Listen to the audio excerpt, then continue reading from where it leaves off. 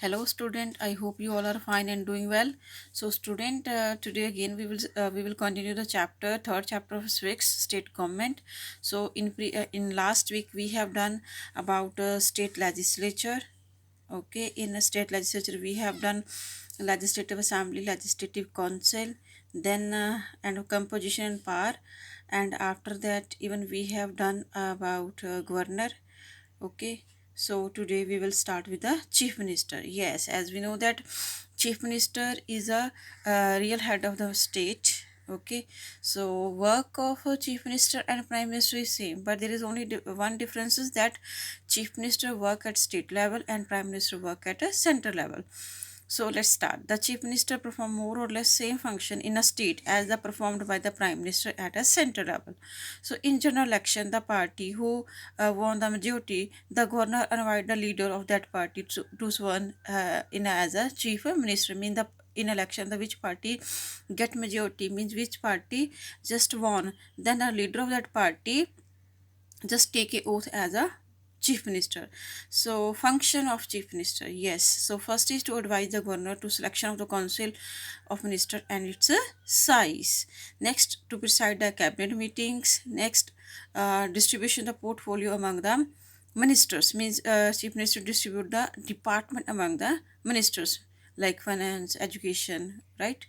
And to appoint a deputy chief minister if needed, and to retain the charge of some portfolio if needed. Means chief minister can have a charge more than one department. So as the head of the state legislature and council of ministers, CM hold responsible for the government of the state. Means chief minister is a wholly solely responsible to run the state.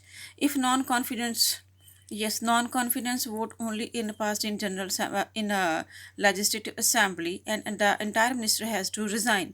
The chief minister is responsible to maintain good relation. Clear? If non-confidence vote passed against the government, okay, in assembly, then the whole government means including with the chief minister and council minister have to resign. So these are the power of chief ministers. So next we will discuss about council of ministers. Council of ministers means a minister who assist, who help to the chief minister to run the state. Yes, the total number of ministers including chief minister cannot be more than 15% of the total strength of legislative assembly. There are three categories of the minister at state level: cabinet minister, minister of state, and deputy minister. Cabinet minister overall charge of one or more portfolio and may be assisted by the minister of state or deputy ministers. Council of minister collectively responsible of the legislative assembly. Means a cabinet minister take all important decision. Okay, and state deputy ministers and the minister of state just assist them. Then civil services, they are one who run the administration at a state level. So in the same way, it is at a center. Some officer of IAS, IPS are appointed at the state level. The state PCS also select a certain number of officials. The chief secretary head the civil services in a state. Deputy secretary under the secretary is director, and deputy directors assist him or her. The state is divided into administrative unit called division. So these are divided into districts and administered by the district magistrate.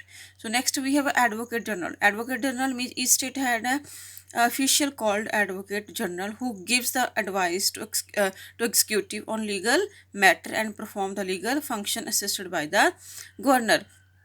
Means advocate general just give the advice on legal matter to the governor, and even he hold the office during the pleasure of the governor.